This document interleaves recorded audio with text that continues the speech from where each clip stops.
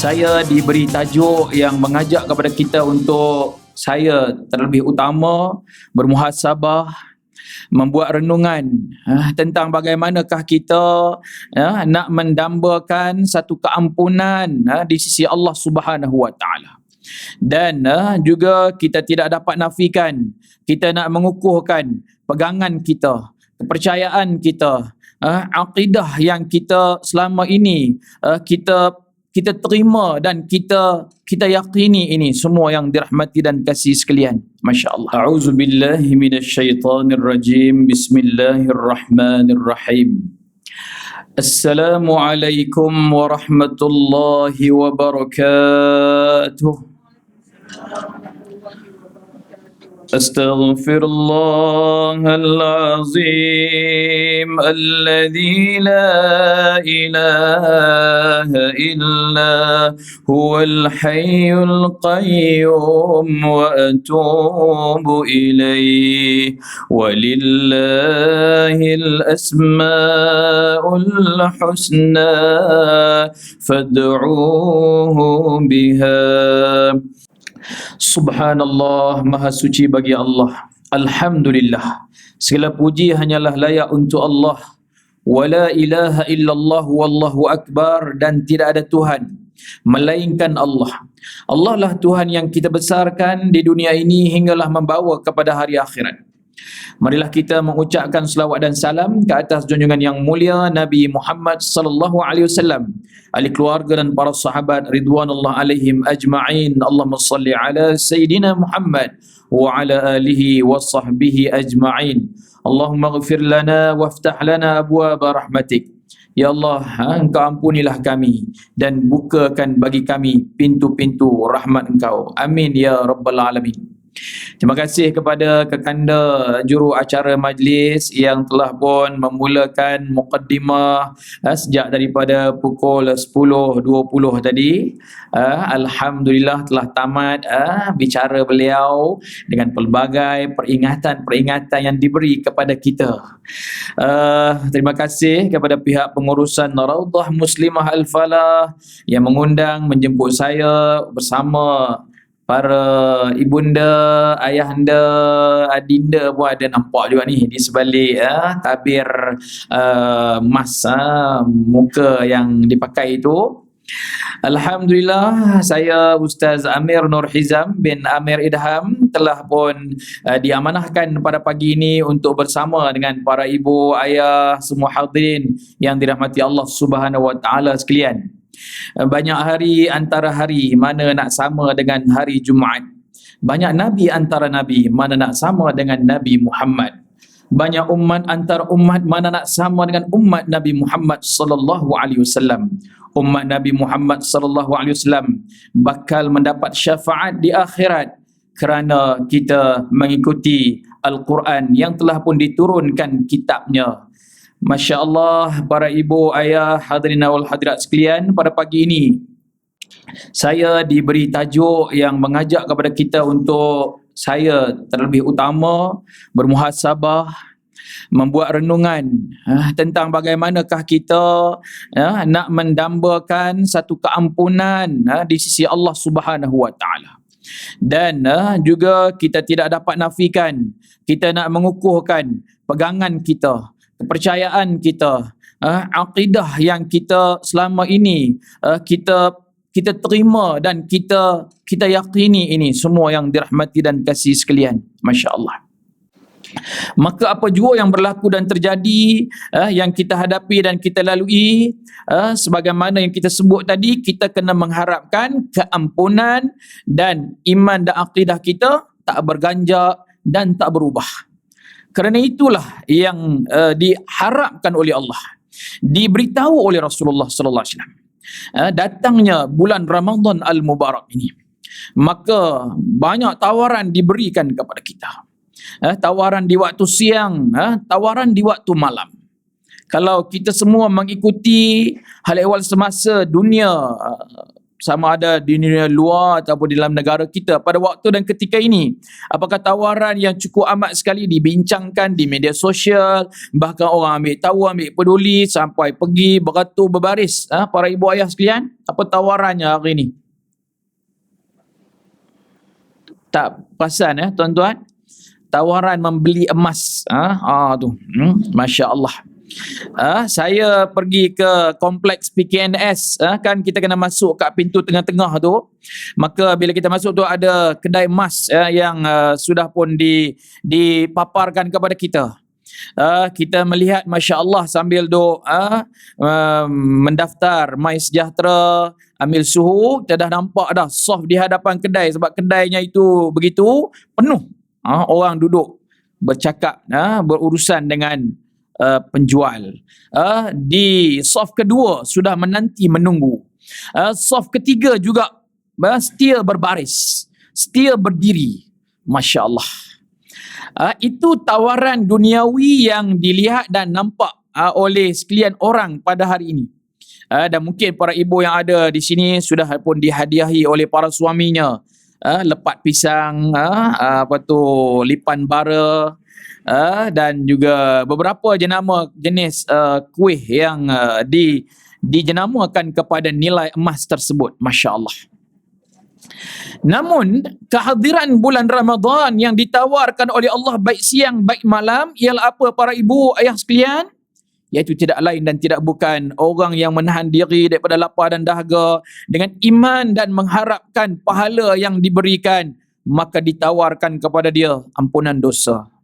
Maka benarlah kata Nabi, orang yang dia dapat masuk bulan Ramadan tapi dia keluar bulan Ramadan, dia tak tahu diri dia diampunkan ataupun tidak, maka satu malang besar baginya. Di waktu siang baik, di waktu malam pun sama. Barang siapa yang menghidupkan malam bulan Ramadan dengan iman dan juga mengharapkan pahala, juga ditawarkan dengan keampunan dosa di sisi Allah Subhanahu wa taala. Dua-dua hadis tersebut adalah berdasarkan daripada hadis yang sahih yang diriwayatkan oleh Al-Bukhari dan juga Imam Muslim.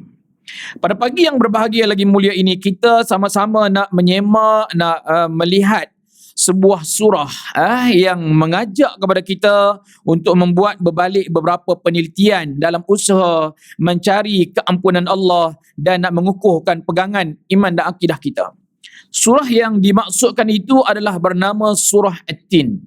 Mari kita semak sama-sama surah yang dicatatkan berada dalam juzuk yang ke-30, disenaraikan sebagai surah yang ke-95 dalam susunan 114 buah surah, dan menurut kronologi penurunan oleh Allah, iaitu para ulama Al-Quran mengatakan ia berada pada nombor yang ke-28.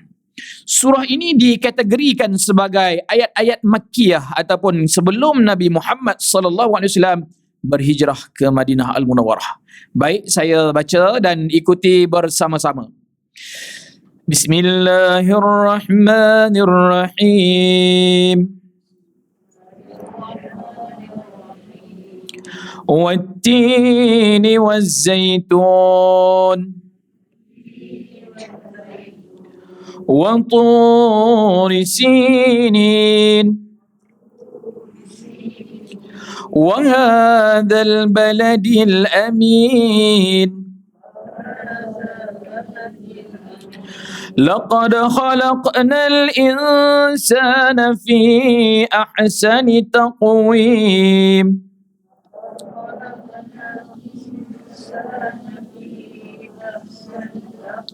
ثم رددناه أسفل سافلين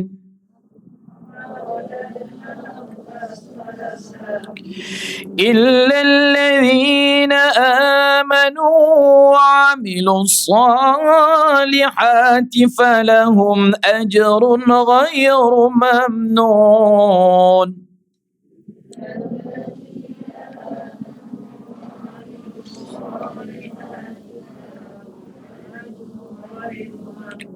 فما يكذبك بعد بالدين أليس الله بأحكم الحاكمين.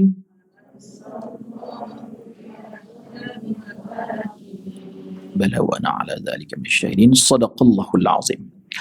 Allah Subhanahu wa taala menjelaskan dengan nama Allah yang Maha Pemurah, dengan ilmunya, dengan anugerah dan kurnianya kepada sekalian para hambanya, baik yang telah pun beriman ataupun belum lagi mahu beriman. Dan Allah Maha Pengasih terutama sekali kepada orang-orang yang menerima iman kepada Dia, kepada akhiratnya, kepada malaikatnya, rasul-rasulnya, kitab-kitabnya dan segala yang telah pun diqada-qadarkan oleh Allah Subhanahu wa taala kepada kita. Maka Allah sebut, kita tengok pada ayat 1 hingga ayat 3 para ibu ayah sekalian. Dalam ayat yang pertama yang ayat ketiga itu ada 4 perkara. Perkara yang pertama yang kita nak tengok disebut oleh Allah demi buah yang bernama tin. Ya.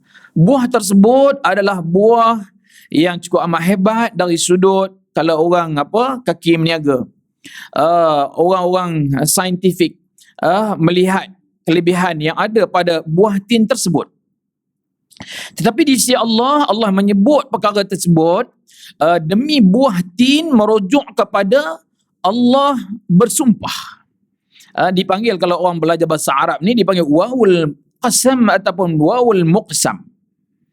Di sisi Allah, maksud sumpahnya itu merujuk kepada penilaian hebat. Satu kehebatan yang Allah nak bagi tahu tentang ciptaan dan kejadiannya.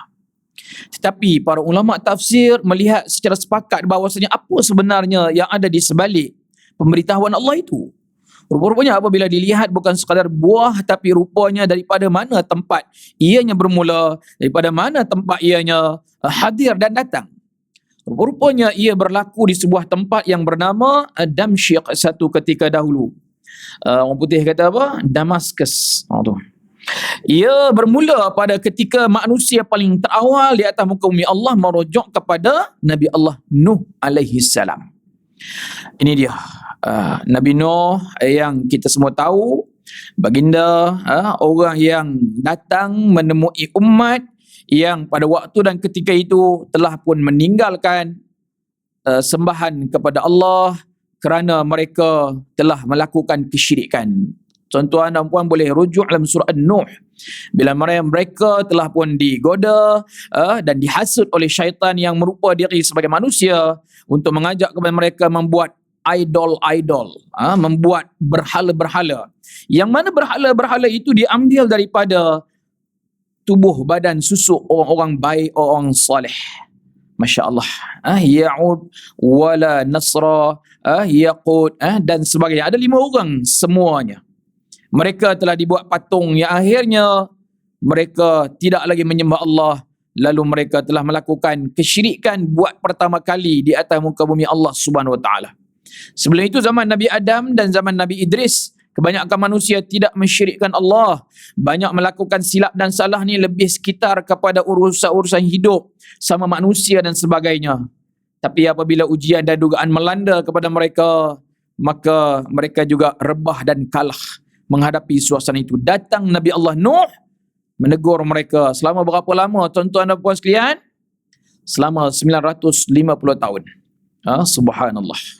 Yang akhirnya berjaya diselamatkan seramai 80 orang sahaja. Itu dia.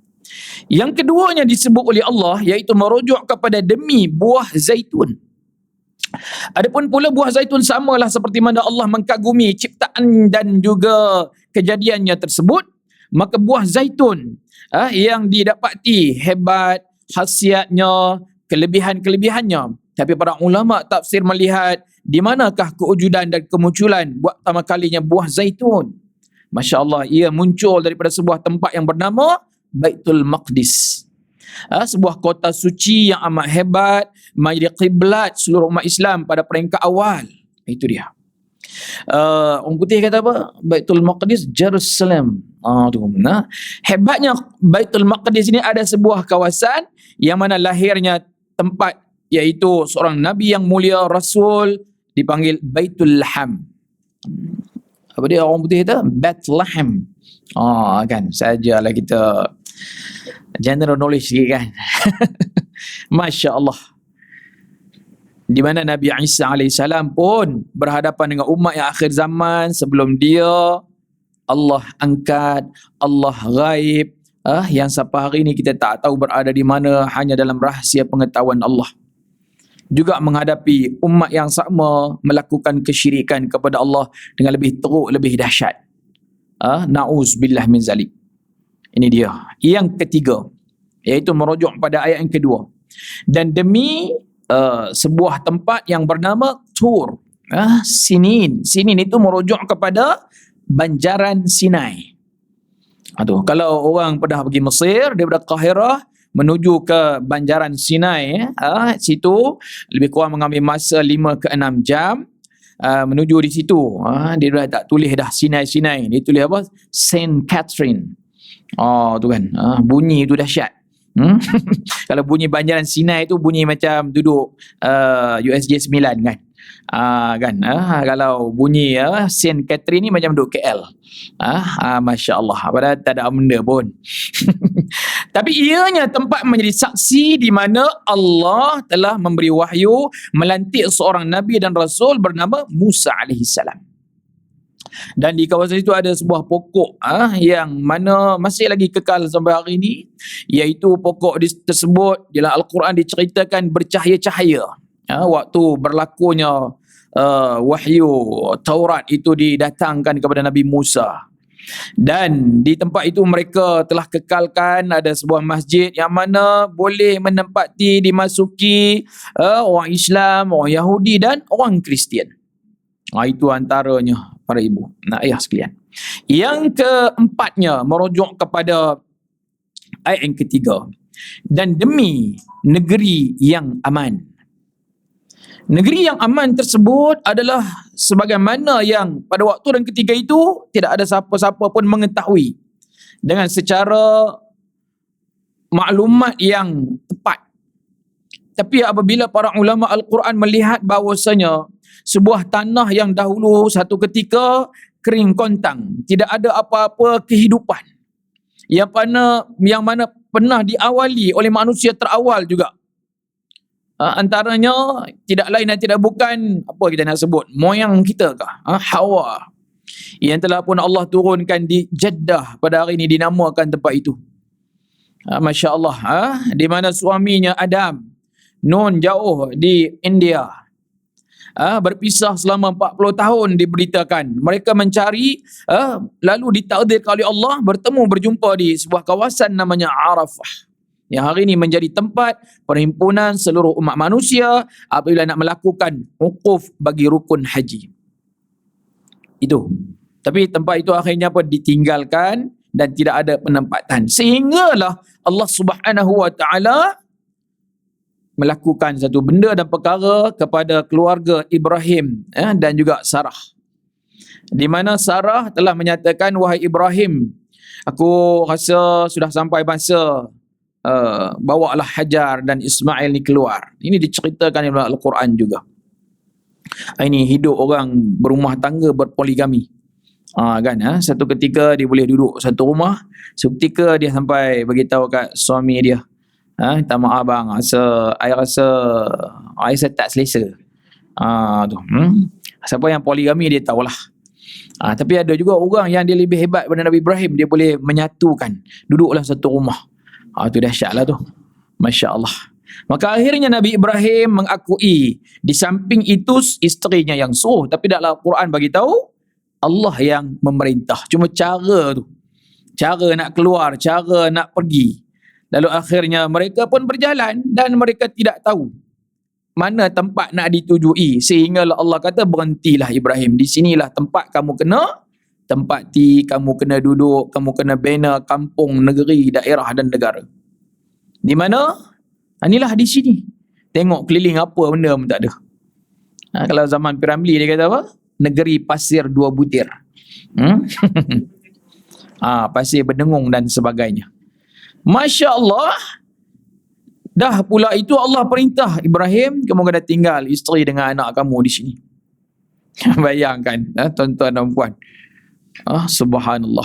Takdir Allah berlakulah, datang suku kaum Jurhum. Di situlah bermula satu tamadun manusia. Daripada beberapa orang sehingga ke beberapa orang, sehinggalah datang Nabi akhir zaman, iaitu Nabi Muhammad sallallahu alaihi wasallam. Rupa-rupanya negeri yang aman itu merujuk kepada Mekah Al-Mukarramah. Maka begitulah kita masuk ke dalam kota suci Mekah pun kita dianjurkan untuk membaca apa? Allahumma antas salam wa minkas salam wa ilaika ya'udus salam fahayyina rabbana bis salam wa adkhilna al jannata daras salam. Kalimat yang sering kali kita baca lepas solat, yang merujuk, wahai Allah Tuhan yang maha aman, daripada engkaulah keamanan, kepada engkaulah keamanan, hidupkanlah kami dalam keamanan, matikanlah kami dalam keamanan, dan masukkanlah kami ke dalam syurgamu yang bernama Darussalam, tempat yang aman, damai. Tuan-tuan dan puan yang dirahmati Allah, beberapa orang Nabi dan Rasul yang kita sebut dalam ayat 1 hingga ayat 3 menjelaskan dan menerangkan kepada kita, mereka semua itu adalah merupakan manusia-manusia pilihan Allah yang dipilih untuk menjadi pesuruh penyampai Allah. Macam kita disebut tadi, kehadiran dan kedatangan kita pada pagi ini dipilih oleh Allah untuk sama-sama berada dalam sebuah majlis yang dicintai oleh Allah dan dikasihi oleh Rasulullah. Sebab tidak ada pertemuan dan perjumpaan yang lebih baik melainkan pertemuan itu berlaku antara insan sesama insan, dia membesarkan Tuhan dan juga mengingati Rasulullah sallallahu alaihi wasallam. Maka begitulah mereka yang diperintahkan oleh Allah Subhanahu wa taala tadi, yang menjadi pesuruh yang bukan sekadar itu diangkat pula darjat di kalangan mereka kelima-lima orang itu sebagai rasul yang ulul azm. Nabi hebat, manusia dahsyat, berhadapan dengan kaum yang cukup amat pelik, perit mereka tempuh. Itu dia. Kerana apa? Nak mengajak manusia menuju keampunan Tuhan, kerana nak mengajak manusia kepada ada satu pegangan, ada satu kepercayaan. Bayangkan tuan-tuan dan puan, sampai hari ini kita hanya tahu saja. Kata apa? Datuk nenek kita Islam, ibu bapa kita Islam. Dan kita tak menerima pun dalam arti kata secara zahir, berjabat tangan, bertemu, berdepan dengan para Nabi dan Rasul tadi. Tapi tahu-tahu kita pada hari ini, La ilaha illallah Muhammadur Rasulullah. Syukur tak?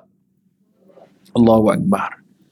Berbanding dengan ada orang yang dalam keadaan begitu tapi Allah uji dan duga keluarga mereka. Dah lama tak dengar cerita keluarga Aisyah Bukhari. Apa kesudahan akhirnya. Di kawasan tempat kita ni pun dah meninggal dunia je pun mak dia. Kalau siapa-siapa masih ingat lah. Subhanallah. Apa khabar anak anda, beliau pun tak tahu. Masa saya mula-mula ketika berceramah di sini, isu itu sedang berlegar. Kita bercakap itu dan ini, akhirnya datang satu orang makcik tua menegur saya, memberitahu, bagus Ustaz penyampaian tentang apa semua itu dan ini, tapi nama anak yang Ustaz sebut tadi tu anak saya Ustaz. Allah pucat lesi saya, tuan-tuan dan puan.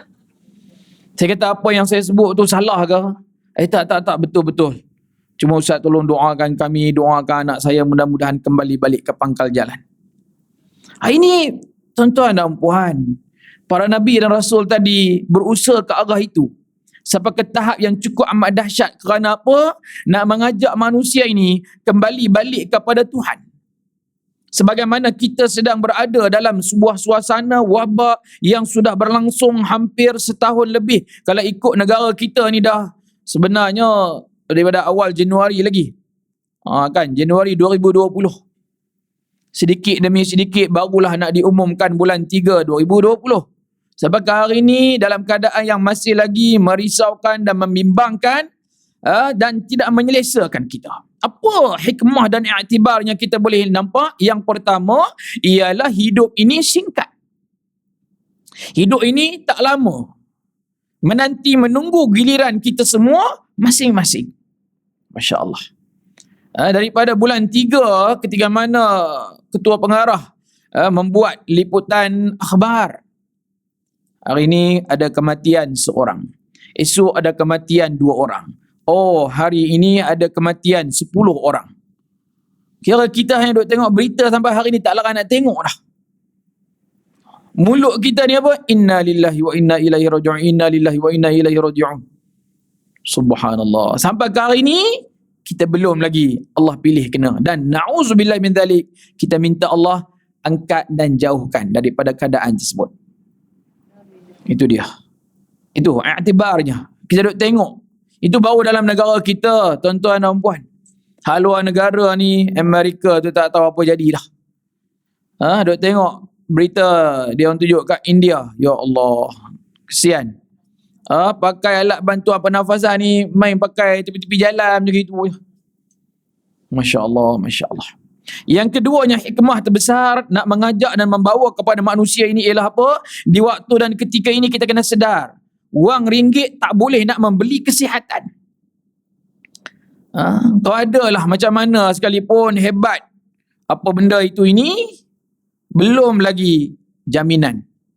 Kita pun takut tengok dengan macam-macam, entah betul ke tidak viral itu dan ini. Kan kita maklumat lebih cepat daripada buletin utama. Nama tu buletin utama tu kira cepat dah tu. Berita terkini. Tak, itu tak cepat lagi. Yang ni lagi cepat lagi. Vaksin yang didapati ada itu ada ini.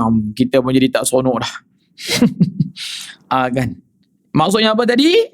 Wang ringgit tak boleh nak membeli kesihatan. Tapi kalau tak ada wang pun payah juga nak beli ubat dan sebagainya.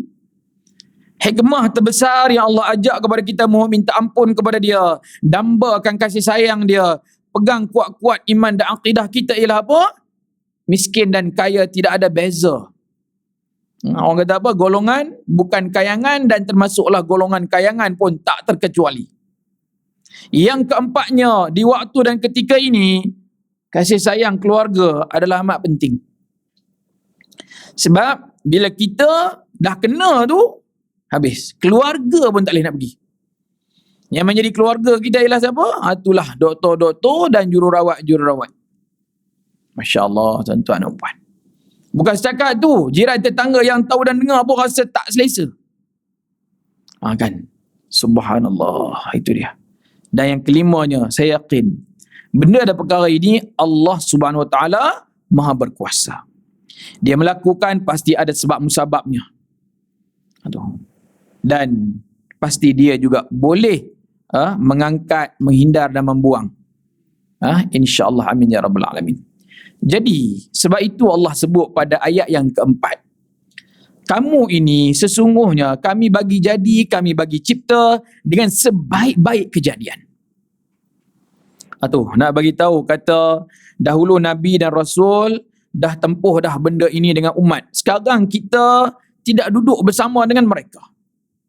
Di mana di sisi Allah, Allah bagi setiap daripada kita ini, daripada ujung rambut sampai ujung kaki, elok cantik. Ini yang luar. Juga termasuk yang dalam. Dalam ni bukan akal, nafsu, jiwa tu ya. Yang dalam kita nak kena tengok melalui teropong tu. Apa benda? Jantung lah, hati, empedu, limpa, buah pinggang segala. Semua elok. Luar dalam elok. Tu, Masya Allah. Kalau hari ni nak boleh tahu dengan lebih elok lagi, kena masuk dalam satu terowong. Apa ke nama dah terowong tu? Apa? RRI? Apa? MRI? MRI. Tu, Masya Allah. So, bila masuk dalam tu, satu result boleh keluar. You okey macam ni, you macam ni tak okey. Sikit-sikit punya jenis apa? Pergi ambil blood test. Bila dapat ketahui tu, cantik elok, syukur kepada Allah. Di sisi Allah, kamu ini dicipta sempurna. Ada orang yang juga dilihat oleh Allah sempurna, walaupun pada pandangan mata manusia tak sempurna. Seperti orang yang ada cacat cela lahir zahirnya. Mata tak ada, telinga ada, tak boleh dengar, mulut ada, tak boleh bercakap, tangan ada, kaki tak ada, kaki ada, tangan tak ada. Tapi dalam sempurna dari sudut apa? Jiwa, nafsu, akal. Yang ni dalam yang tak boleh teropong dengan kanta mikroskop. Yang tu kena teropong melalui kanta Al-Quran dan hadis. Kemudian kata Allah, summa radadnahu asfala safilin. Tapi ada orang tak menghargai. Ada orang tak sayang kepada apa yang aku bagi dan beri ini. Dia biar diri dia jatuh, dia biar diri dia tak kisah, dia biar diri dia tak peduli. Na'udzubillah min zalik. Takut tuan-tuan dan puan, saya pun ada keluarga, saya pun ada anak. Nak mengajak mereka kepada Tuhan, nak mengajak mereka kepada iman dan Islam ni cukup amat apa? Mencabar. Masya Allah. Jadi pada hari ini kita nak melihat bagaimana dua ayat ini mengajak kepada kita untuk benar-benar membuat beberapa penelitian. Penelitian yang tidak lain dan tidak bukan ialah apa? Wa man a'rada an zikri fa inna lahu ma'isyatan dhanka. Allah sebut dalam surah Ar-Ra'd, barang siapa yang berpaling daripada peringatan aku, yakni tak mau nak ingat aku, maka akan diberi kepadanya penghidupan yang sempit. Tak tahulah sejauh mana maksud Allah sempit itu. Mungkin dilihat dari sudut hidupnya hebat, baik, tapi jiwanya kosong. Hatinya apa? Terbelenggu. Na'udzubillah min zalik. Kita tak mahu tuan-tuan dan puan, pada hari ini orang apa? Terkena penyakit yang dipanggil tertekan. Ada juga orang tertekan. Dia tersalah dial. Kan? Tengok ada miss call. Kata, kenapa call saya? Minta maaf Ustaz, tertekan. Saya kata, kenapa? Ada sakit, stres ke? Tak, terdial Ustaz. Tu. Yang ni tertekan lain tuan-tuan dan puan. Sakit kepala, pening, masalah. Itu boleh tahan lagi. Ada lagi teruk. Dia panggil apa? Depression. Dia takut. Bunyi pun takut dah. Ada lebih teruk lagi. Dia panggil apa, Haji? Hypertension. Itu. Haduk masuk dalam WhatsApp ni, haduk minta tolong. Saya tak pandai. Jangan saya beritahu ni, duk minta tolong pula lepas ni. Kecil-kecil punya kes tu beranilah. Ni Ustaz ni duk pegang pisau dah ni. Minta tolong datang Ustaz. Pegang pisau. Panggil polis lah. Jangan panggil saya. Tu ada orang kena. Ni tahu kenapa ni bini saya menjerit ni. Saya tak tahu sebab apa bini menjerit. Yang rupanya bini dia apa? Lelaki dia hadiah emas banyak sangat. Menjerit. Ingatkah histeria ke apa? Tuan-tuan abang, gelak-gelak kan tau. Orang tak kena. Bukit Jelutong panggil. Masya Allah Ustaz, tolong Ustaz. Dah banyak kali dah jumpa Ustaz Nur, jumpa Ustaz ni tak boleh. Banyak kali dah Ustaz Nur, Ustaz ni tak boleh. Saya kata saya lagi dah tak boleh. Tu. Sebuah keluarga di Denai Alam. Baru habis buat ni, dapat doktor apa ni, nak pelajar apa nama perubatan. Nak jadi doktor ni kena apa? Dia ada beberapa tempoh tahun duduk dalam hospital tu. Dia orang apa istilah dia panggil? Apa? Saya takut salah sebut apa? Husman. Yang tu lah tu. Jadi duk balik cerita, duk buat tunjuk muka merajuk. Nasi tak mau makan sebab penat, letih, tak larat. Jadi mak ayah dia call lah, panggil. Nak buat apa? Dia minta tolonglah Ustaz nasihat. Saya kata anak apa? Anak saya doktor perempuan. Doktor perempuan? Saya kata carilah doktor perempuan. Kita cari dah, tak ada masa. Ustaz tolonglah Ustaz. Bila payahlah lelaki dengan perempuan ni. Duduklah rumah. Tapi mak ayah dia adalah duduk berdepan meja kan. Kita tanya kenapa apa hal ni nampak ni kan. Tak ada apa Ustaz, saja je. Tak ada apa, panggil buat apa? Tu. Masya Allah. Habis-habis kaunseling lebih kurang apa semua sikit, ayah dia kata, anak saya main je lebih ni Ustaz. Dia bukan apa benda kena fikir pun. Saya keluarkan duit KWSP saya, tanggung pelajaran dia. Bukan dia kena kerja tu, dia nak kena bayar balik. Hanya rumah hebat kita masuk ni kan, kira hidup ni cuci kaki lah, cuci tangan. Kalau cuci kaki, cuci tangan pun kau pemalas, memang betul lah kau hypertension. Jadi dia berhadapan dengan situasi, berhadapan dengan manusia ini, dia dalam senang dan mudah, tiba dibiar diri dia. Ibu-ibu bayangkan, ayah-ayah, apa yang Allah sebut tadi tu, ada orang tak menilai, tak mengharga, lalu dia menjatuhkan diri dia. Kalau mengikut Hasanul Basri dan juga Imam Mujahid serta banyak para ulama tafsir, Abdullah bin Umar mengatakan, ayat itu merujuk orang yang tak menilai iman dan amal. Lalu dia membiarkan dirinya sehingga jatuh masuk dalam neraka. Yang saya duk sebut tadi ni baru hal-hal luaran. Hal-hal luaran. Sembang punya sembang, akhirnya kita tanya, Di samping tekanan kerja, di samping jadi hal dengan boyfriend. Nak buat macam mana? Kan? Kita kata kalau macam ni, bang kena bagi menikah lah. Menikah dia jemput juga kita, dia tengok dah elok dah. Macam mana hari ni hari? Alhamdulillah dapat dah anak seorang. Tu. Jadi, inilah kata hidup tuan-tuan dan puan. Hidup yang Allah SWT bagi. Tapi lebih malang dan lebih teruk kalau orang yang dia tak ambil peduli dengan apa yang Allah dah buat kat diri dia baik hebat. Allah dah buat secantik-cantik dan seelok sehingga dia boleh dapat manfaat dan kelebihan daripada diri dan tubuh badannya itu. Ada orang menggunakan tenaganya untuk mencari rezeki dan nafkah dalam hidup. Ada yang memberi kepada Tuhan, ada yang meninggalkan Tuhan. Dia membuat sawah ladang padi, dia membuka pertanian. Itu jenis-jenis tenaga. Ada orang yang dia tenaga tak kuat, dia jenis pemikiran, jadi cikgu, jadi pensyarah, jadi pendidik. Masya Allah. Ke arah mana dia nak membawa manusia? Ke arah menuju keampunan ke? Nak ada pegangan hidup ke? Nak merosakkan manusia ke?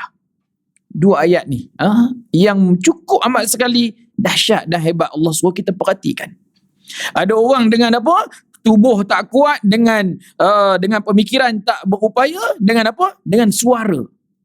Tu dia ada suara, sehingga suaranya itu boleh mengajak manusia kepada ingat Tuhan. Ajak manusia pada lara pun ada juga. Kan, na'udzubillah min zalik. Bayangkan, dia Allah bagi kelebihan.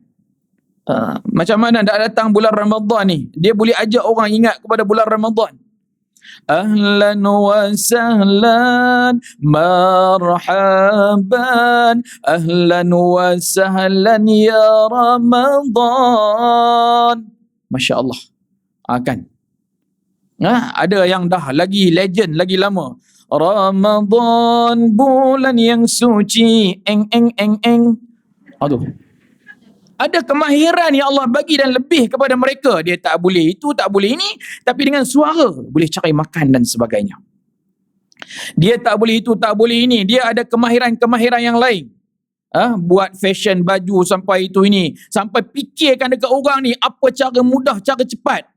Benda tak payah gosok, buat apa nak gosok, sampai macam tu. Dahsyat, subhanallah. Sampai kita antara nak tergelak dengan tak tergelak. Tengok, Tuhan buat kan. Tapi ada orang yang summa radadnahu asfala safilin. Tapi kita lihat para ibu ayah yang dirahmati Allah. Ada orang yang Allah tarik sedikit kekurangan pada diri dia. Mata tak boleh nampak. Saya pernah diundang ke kompleks MAB, di Malaysian Association of Blind dekat Brickfield. Bila dijemput ceramah kat sana, bila sampai kat KL Central tu, bila kita tak tahu nak pergi kat mana. Kita masa tu tak ada wave-wave apa semua, belum ada lagi. Ingat lagi kisah tu. Jadi saya pun call, telefon bimbit dah ada dah lah. Hello cik, kat mana komplek ni? Ustaz sampai kat mana? Saya sampai kat sini, nampak bangunan ni. Ustaz terus, nanti belok kanan masuk kiri, nanti ustaz akan nampak bangunan kami colour putih. Saya pun nampak lah ada security guard kat situ. Saya pun call sekali lagi. Mana encik yang ni saya call tadi? Ini, hello, ni ustaz saya ada kat belakang security. Rupanya orang saya hubungi tu pun biji mata buta juga. Jadi dia pandu kita daripada KL Central tu sampai situ. Mungkin dia itu tempat dia dah tahu, dah biasa dah. Lalu saya pun kata, baik, program kita ni nak diadakan di mana? Di Dewan kami ustaz. Di mana? Ustaz ikut saya. Jadi saya orang mata celik ikut mata orang buta. Bila sampai kat Dewan tu, Masya Allah, apa yang menarik perhatian saya ialah, ini yang saya nak puji sikit lah. Kepimpinan Al-Falah apa semua itu ni. Macam mana saya tengok dekat Dewan tu, macam mana yang apa saya tengok kat luar tu. Apa yang tuan-tuan dan puan buat kat luar tu, selipar kasut disusun dengan baik-baik dan elok-elok. Teruskanlah sampai mati. Semalam lah saya puji Masjid Al-Khairiyah Seri Gombak. Tahu tak masjid yang glamour, seminggu 2 yang lalu buka puasa awal. 3 minit. Dahsyat ibu tuan-tuan. Subhanallah, hebat masjid dia. Sokongan jemaah itu dan ini. Allahu Akbar kabirah. Mereka tak ada apa pun. Benda tu satu fiqh ibadah. Mereka dapat satu conclusion daripada benda yang berlaku dan terjadi. Bukan untuk masa kita hina menghina, kutuk mengutuk, tak ada. Itu satu pelajaran. Baik.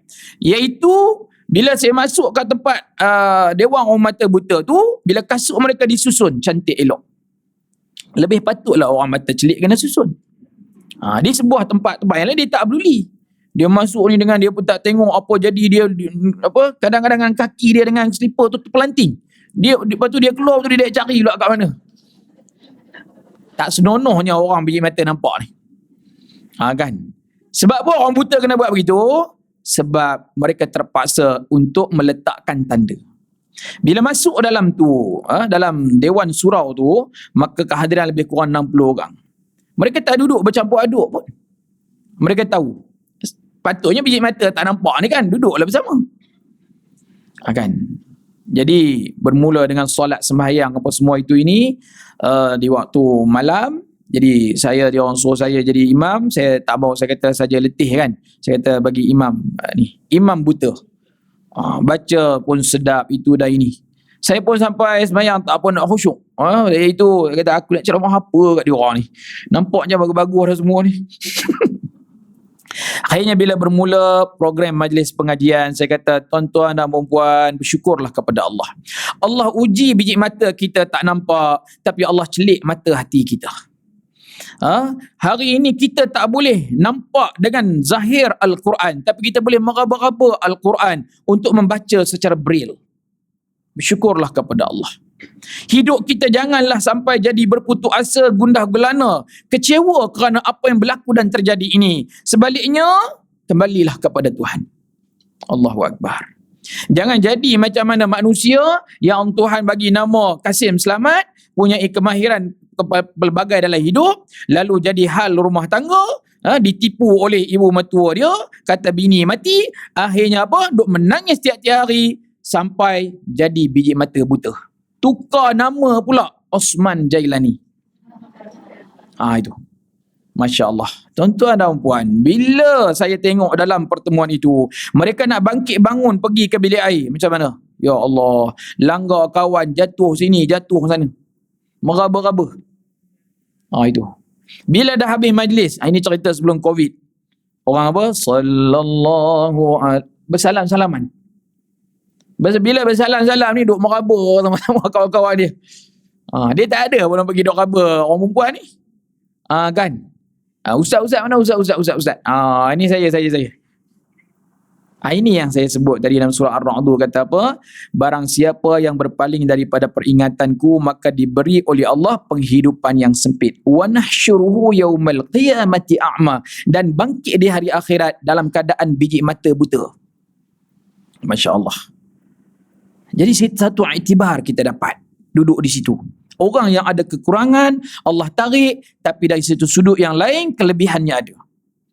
Satu lagi para ibu ayah sekalian, saya pernah diundang ke Masjid Negeri menyampaikan ceramah kepada Persatuan Cacat Percakapan dan Pendengaran. Maksudnya pekak dengan bisu lah. Saya kata macam mana nak bercakap, nak ceramah kat orang pekak dengan bisu? Tak apa Ustaz cakap nanti ada cikgu jurubahasa. Okey. Jadi bila sampai di situ, kita pun disambut oleh AJK, oleh Jabatan Agama, dan mereka kenal Ustaz, inilah Presiden Persatuan Pekak dengan Bisu ni. Presidennya pun pekak juga. Memanglah kan, dah dia tu. Masya Allah, dia pun dia Assalamualaikum Ustaz, kan. Saya nampaklah mulut dia buat macam tu. Kita pun Waalaikumsalam. Broken language punya bahasa isyarat. Dia kata, Ustaz jemput sana dewan makan, jamu makan. Bila dah pergi duduk di situ, bila dah berada dalam majlis makan dan minum, saya pun kata aku nak tanya apa kat dia ni. Dah menikah dah tanya. Dia kata okey. Tanya berapa? Dia kata 2. Pekak dengan bisu bini 2. Kan. Jadi tak awal pekak ni bini 1 je. Dia tanya anak apa anak? Dia kata anak. Dia kata bini pertama 5, bini kedua 5. Masya Allah. Bila kita masuk dalam majlis tu tuan-tuan dan puan, yang ni yang satu kekaguman saya di sisi Allah. Macam mana kita bercakap ni boleh sampai kepada audien terus. Tapi dalam majlis tu, itulah pertama kalinya 1.5 jam kita bercakap seorang pun tak tengok kat saya. Semua duk tengok kat cikgu jurubahasa kat depan tu. Kan? Tapi ajaibnya, bila kita bercakap tentang syurga, maka memberitahu nikmat syurga terpancar di wajah mereka. Perubahan, ada satu riak yang cukup amat kita fahami. Macam mana kita bercakap tentang neraka dan ketakutannya, sampai ke cikgu tu, cikgu bagi kepada mereka, lalu mereka melihat dengan penuh ketakutan dan kegerunan. Macam mana Tuhan buat benda tu? Ilmu apa ada kat cikgu tu? Lepas tu saya pun duk bercakap, lepas tu tersemangat sikit, cakap kuat. Pengacara datang, Ustaz, cakap pelan sudahlah, dia orang bukan dengar pun. Subhanallah.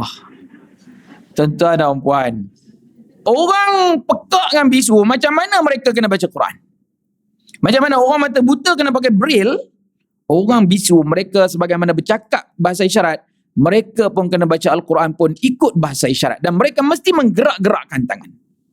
Iktibarnya kepada kita tuan-tuan dan puan. Sebab itu Allah kata, illal ladzina amanu wa amilus solihat falahum ajrun ghairu mamnun.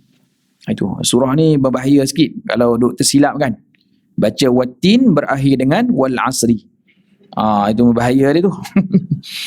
Jadi Allah kata, orang yang dia dapat menilai, menghargai apa yang Tuhan bagi kat dia, kecuali orang-orang yang benar-benar beriman, benar-benar melakukan amal-amal yang soleh. Itulah yang akan memberi kepadanya falahum ajrun ghairu mamnun. Pahala yang berpanjangan dan berterusan sampai bila-bila.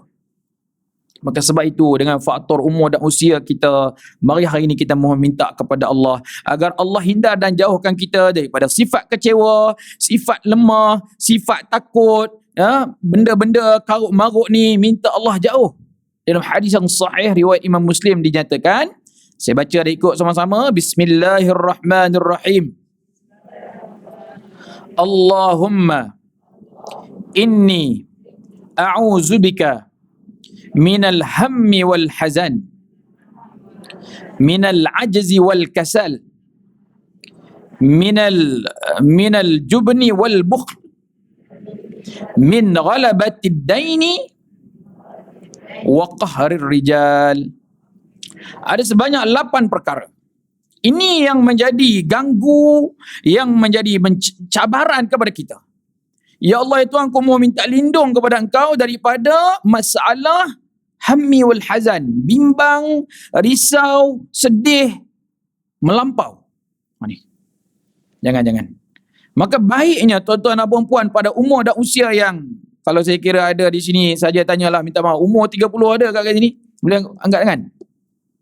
Tak ada. Umur 40? 30 kali 2. Umur 40? Alhamdulillah ada umur 40.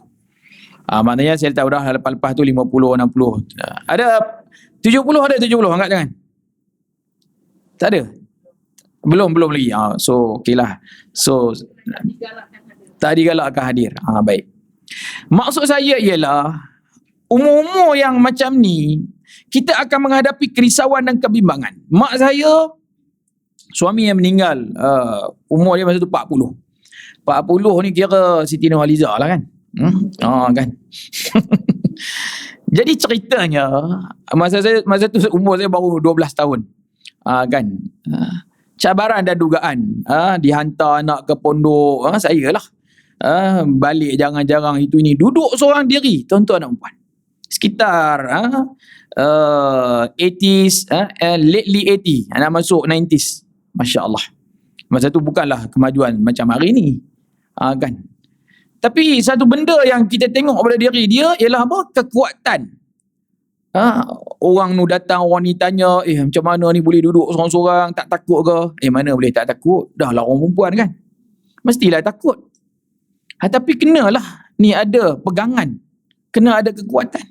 Balik sekali-sekala pula orang kampung tu datang tanya, tanya masa tu umur baru, tingkatan 2, tingkatan 3. Nak tak kalau ada orang nak bagi ayah baru? Kita budak-budak macam tu, mana kita nak tahu kan? Ayah baru. Nak bagi mak menikah. Kan? Menikah lah tak apa, kita tak kisah pun. 2-3 orang, laku juga lah mak saya ni. Kan orang tu datang subhanallah. Tapi seorang pun dia tak mau. Sampai ada kawan-kawan ni, kau menikah lah dengan Pak Haji tu. Umur dia dah tua, harta banyak. Ini kawan-kawan duniawi ni. Dia kata menikah sebab dengan tu orang tua, harta banyak. Maksudnya, laki dia mati dulu, nanti bini ni boleh dapat harta banyak. Dia kata, aku tak mau dah, aku tak nak dah. Aku nak tumpu program agama, aku nak tumpu ni, perkara-perkara yang boleh membangkitkan iman dan amal aku. Sungguh ibu, saya pergi ke luar negara pun duduk seorang diri. Kita balik pergi universiti apa semua itu ini. Masya Allah. Cuma seronoknya ialah apa? Bila kita hubungi, kita call ni, tak pernah terkeluar perkataan apa? Engkau ni bila nak balik ni, engkau ni macam mana ni? Tak ada. Ayat-ayat macam itu tak pernah dengar kat telinga saya. Mak dia buat apa waktu ni? Alhamdulillah aku baru dengar Radio Aikim. Sekejap lagi aku nak tengok TV Al Hijrah pula. Sekejap lagi aku ada program ni. Ni Muslimat ni. Sekejap lagi aku. So ada apa? Schedule. Ada pengisian dalam hidup. So macam mana bimbang risau tu nak ada ibu? Bukan kata tak sedih apa itu ini. Benda tu mendatang. Tapi kekuatan itu Allah bagi. Masya Allah. Nah ini benda yang kadang-kadang kita kena tengok. Tapi kalau jenis mak ayah ni, sekali anak dah duduk mana asrama duk call, kau ni bila nak balik, kau ni aku tak ada siapa tengok aku, tak ada kawan aku. Memang pening lah jumpa orang tua macam tu. Berbahaya. Tuan-tuan dan puan, jangan ajar diri kita begitu. Memang kita sayang kepada anak cucu dan sebagainya. Tapi kadang-kadang mereka boleh jadi gangguan juga dalam hidup. Yang kedua, maksudnya yang ketiga dan keempat, minal ajzi wal kasal. Ya Allah, aku mau minta lindung daripada apa? Lemah dan malas. Ini tak kira umur, tak kira usia. Jadi penyakit lemah. Kalau di bahasa Arab, ajuz merujuk pada orang tua. Tapi dari sudut Islam, dia tak meletak faktor usia. Kalau kita kata lemah, memang lemah lah yang ada depan saya ni. Tapi kuat dari sudut apa? Iman dan Islam, semangat, berpersatuan, berhubungan. Ini kalau kita tak ada kekuatan jemaah ini, tidak akan berlaku apa yang sedang kita buat dan kita lakukan. Malas. Kan? Malas ni membahaya. Satu arahan yang mudah diikuti oleh orang Malaysia, satu ketika masa COVID ni melanda ialah apa? Kepada orang ramai diumumkan tidak dibenarkan datang ke masjid. Itu arahan paling mudah untuk diikuti. Senang tak? Senang lah. Kebanyakan orang pun suka dengar. Sebab datang masjid ni susah. Tapi diumumkan masjid telah pun dibuka. Dan pengajian boleh diikuti, tapi kena ikuti SOP dan sebagainya. Ada yang tahu, ada yang tak tahu. Buka dah ke? Aku ni tak buka lagi.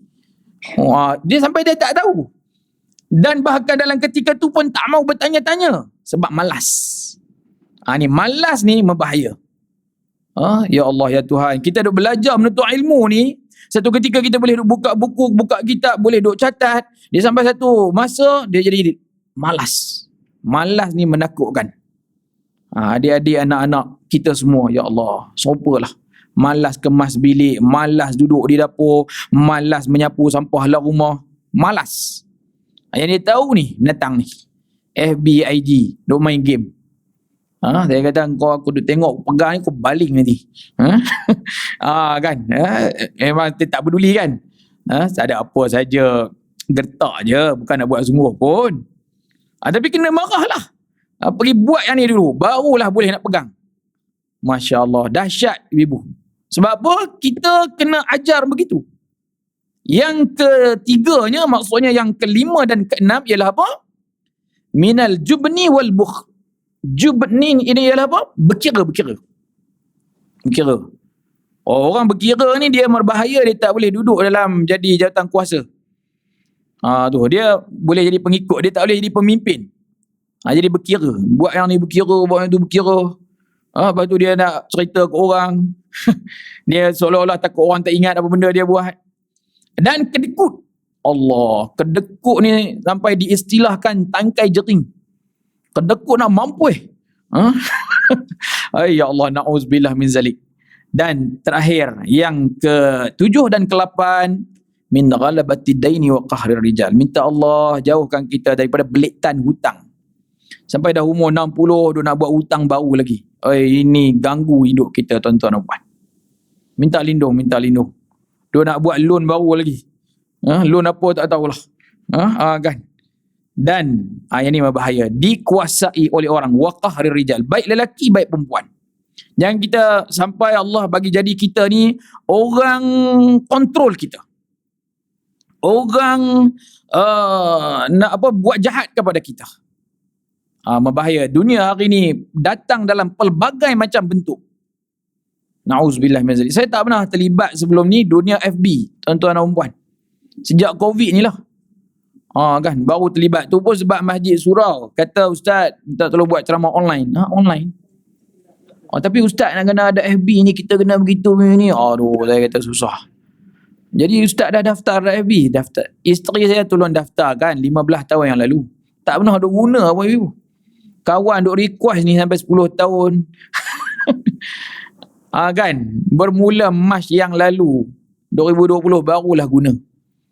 Bila guna, baru kita tahu, ya Allah, macam-macam, na'udzubillah. Saya ni, kita punya profile ni, orang boleh tengok apa kita punya update kan. Dalam macam tu punya update pun, messenger. Assalamualaikum, saya nak berkenalan dengan awak lah. Nak berkenalan apa? Tengok aku je ni. Takkan kau tak kenal lagi aku siapa? Ni dugaan ni, ibu. Sama ada betul ke, mat black ke, yang ni kita minta lindung, minta jauh. Gambar yang bukan itu ni. Saya pula jenis handphone ni bukan ada password. Tak password. Bagai main letak ikut suka.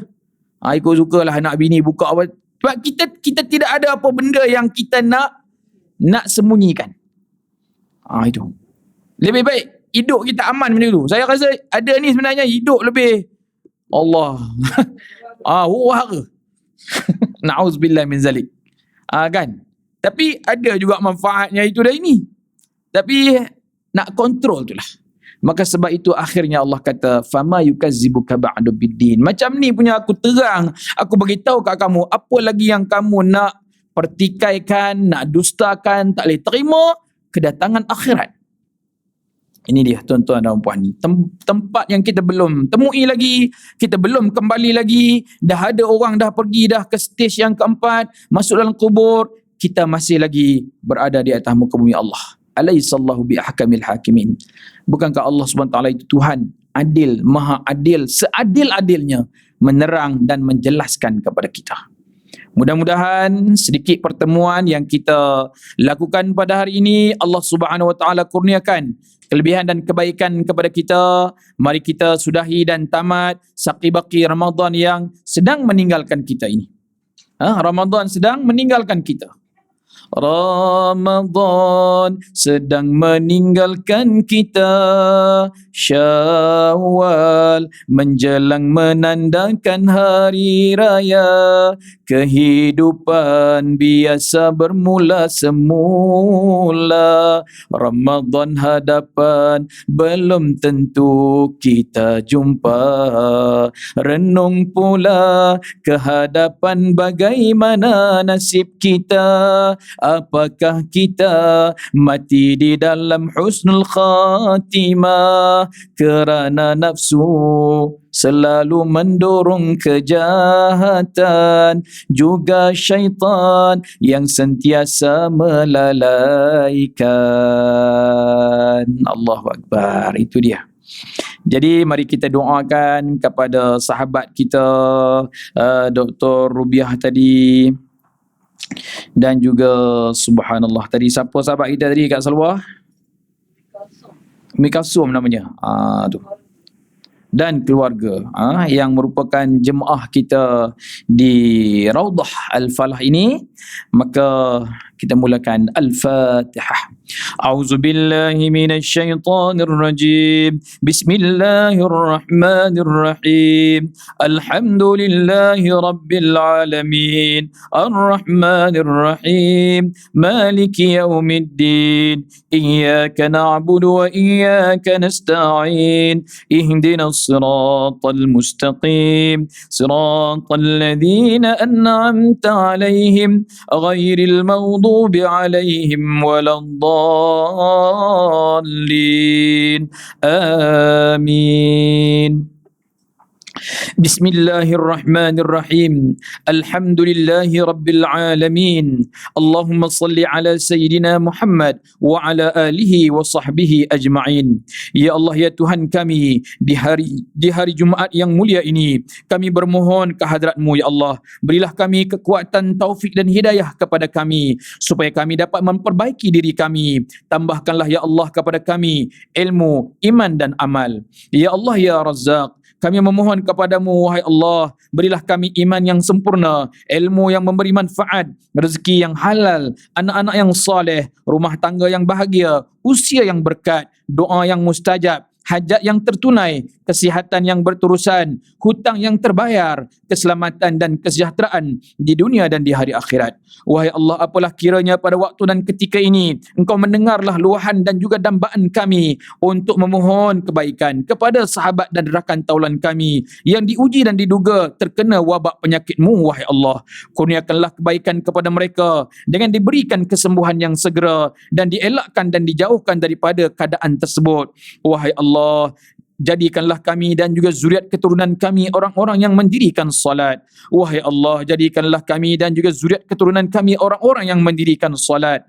Ya Allah, ampunilah kami, ampunilah kedua ibu dan bapa kami, ahli keluarga kami, jiran tetangga kami dan juga sahabat handai kami, guru-guru kami, muslimin muslimat, mukminin mukminat dengan rahmat dan kasih sayang-Mu.